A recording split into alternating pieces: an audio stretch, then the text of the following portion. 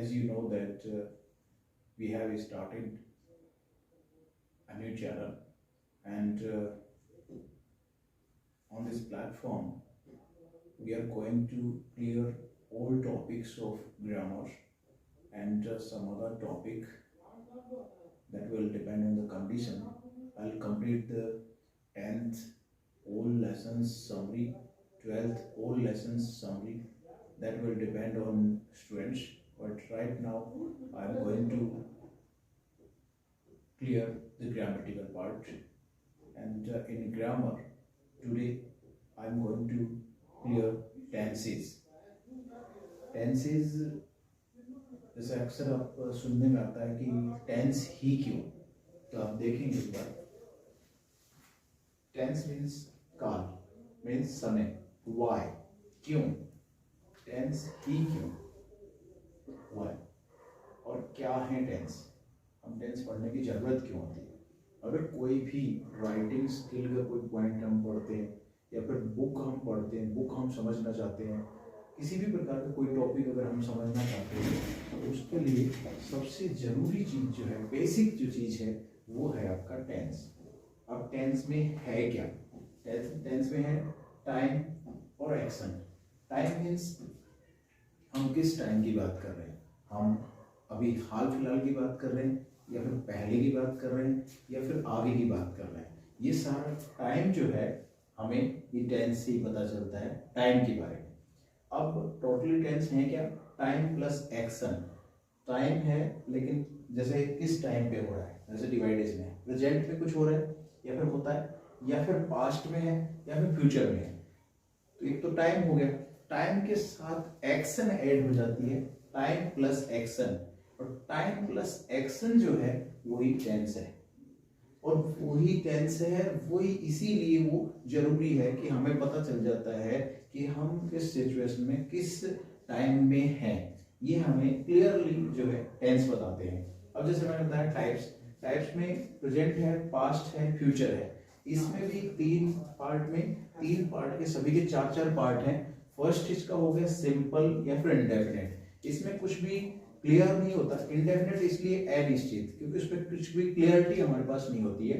दूसरा है continuous. Continuous में एक्शन जो होता है वो आपका क्लियरली कंटिन्यूअस फॉर्म में होता है. उसमें जो है, जैसे for example we can say that right now I am clearing this topic, that is the continuous tense. तो कंटिन्यूअस में कोई भी काम मोमेंट में रहता है, जारी रहता है.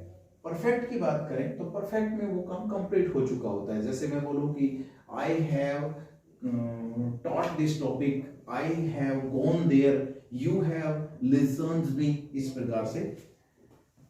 वैसे ही परफेक्ट कंटिन्यूअस में क्या होता है, लगभग पास्ट से कोई चीज स्टार्ट हुई होती है और जो है पास्ट से और प्रेजेंट तक अभी चल रही होती है. जैसे मैं बोलूं कि मैं जो है पिछले कुछ दिनों से इस टॉपिक पे काम कर रहा था, या फिर मैं पिछले कुछ दिनों से इस टॉपिक पर काम कर रहा हूं.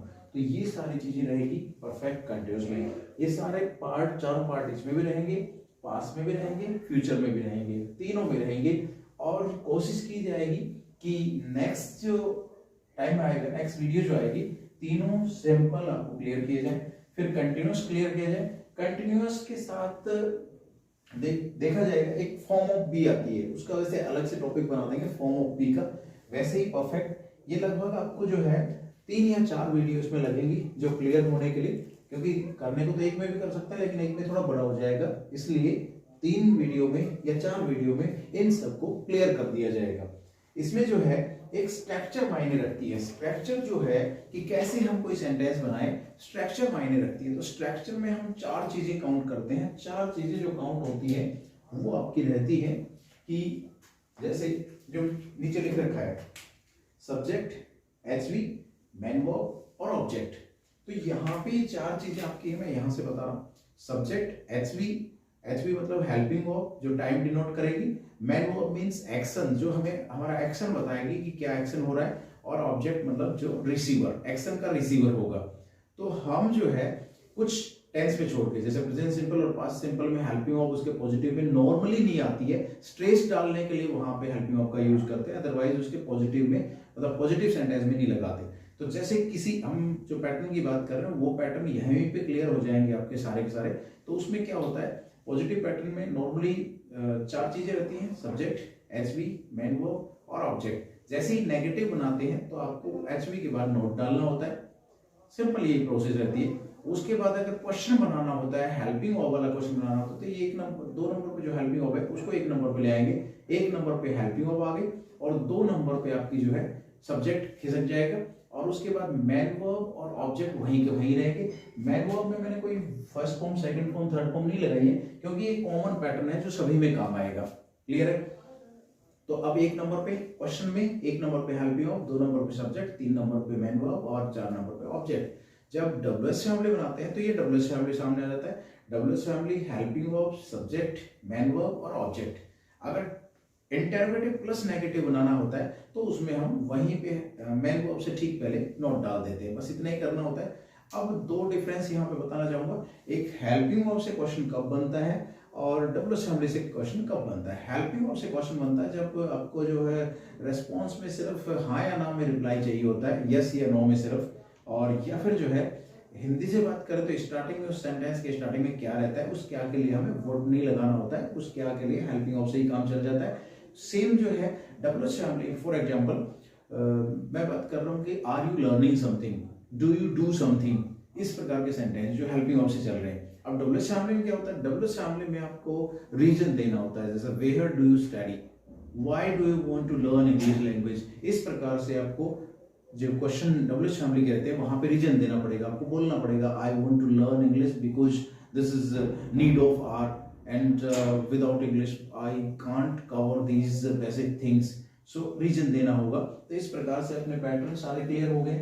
पैटर्न में जो है हर किसी चीज में एग्जाम्पल बहुत बड़ा रोल प्ले करते हैं, तो एग्जाम्पल्स का भी आपको स्पेशल ध्यान रखना है। एग्जाम्पल के ऊपर फोकस करोगे, जैसे नॉर्मली जो है मैं कोई टॉपिक करवाने के बाद एग्जाम्पल वहां पे करने देता हूं, तो एग्जाम्पल जो बच्चा करता है उसके लिए गारंटी रहती है कि बहुत जल्द जो है उस टॉपिक को कवर कर लेता है, और जो उसके ऊपर काम नहीं करता, एग्जाम्पल नहीं करता, तो उसके लिए नॉर्मली सीधी सी बात है, एग्जाम्पल से आपकी गलत बने कोई दिक्कत नहीं है, लेकिन उससे आपकी प्रैक्टिस होती है और प्रैक्टिस होने के बाद जो है ऑटोमेटिकली आपको टॉपिक लर्न हो जाता है, तो वहां कोई समस्या नहीं आती है। और दूसरी बात ये है, इसके पढ़ने के रीजन और भी है, इसके बिना ना तो आपका पैसिव बन सकता, ना आपका नरेशन बन सकता, और ना ही जो है ओवरऑल आप कुछ भी लिखना चाहते हैं या फिर बुक में आप कुछ भी पढ़ना चाहते हैं तो वहां पे सबसे ज्यादा जरूरी इसी चीज की रहती है। कुछ टॉपिक इसके साथ जुड़े हुए हैं, वैसे कोशिश करेंगे कि वो साथ में कवर किए जाए या फिर जो है उसकी सेपरेट वीडियो भी बना दी जाएगी। जैसे फॉर एग्जांपल इसमें कंटिन्यूअस के साथ आता है फॉर्म ऑफ बी, और इसमें परफेक्ट के जो हेल्पिंग होती है उसका एक टॉपिक बनता है कॉन्सेप्ट ऑफ पोजीशन, तो वो क्लियर करवाया जाएगा। वैसे ही जो है इस प्रकार की जो चीजें हैं या तो सेपरेटली उसका छोटे छोटे क्लिप बना के आपको दे दिए जाएंगे तो आप उसको इजीली कवर कर सकें, और या फिर जो है इनके साथ में कवर करवा दूंगा, तो वो आपको देखना है। लेकिन मेन पॉइंट यही है कि उसके ऊपर आपको सेंटेंस जरूर बनाना है। सेंटेंस जब तक अगर नहीं बनाते, मतलब एग्जाम्पल्स आप क्रिएट नहीं करते, सेंटेंस बनाते नहीं है, तो आप उसमें सीख नहीं पाएंगे। ये है। और उसके बाद जो है नेक्स्ट जो पॉइंट रहेगा, जैसे मैंने बताया आपको कि जो टेंस पे रहेगा, प्रेजेंट सिंपल टेंस सबसे पहले किया जाएगा, फिर हम पास्ट सिंपल करेंगे, फिर हम फ्यूचर सिंपल करेंगे। अगले वीडियो में आपको ये तीनों टेंस एक साथ मिल जाएंगे पूरी कंप्लीट इंफॉर्मेशन के साथ। Thank you.